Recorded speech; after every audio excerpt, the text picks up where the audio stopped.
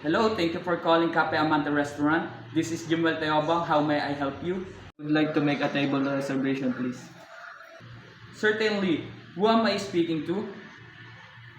Mr. Manlangit. Can I spell out your name, sir? Mr. Manlangit, did I get your name correct, sir? Yes, sir.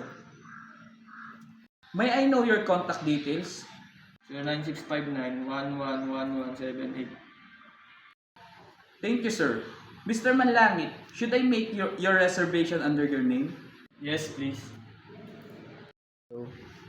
When do you want your reservation, sir? Today, please. For how many people, sir? For 2 people only, sir.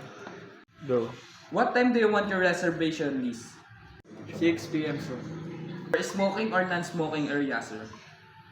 Non-smoking area, please. May I repeat your table reservation?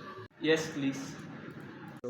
You have your table reservation at 6 p.m. today, May 29, 2024 for 2 persons only in the non-smoking area under your name, Mr. Manlangit, with a contact number of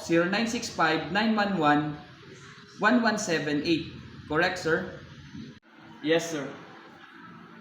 Is there anything would you like to request, sir? None, sir.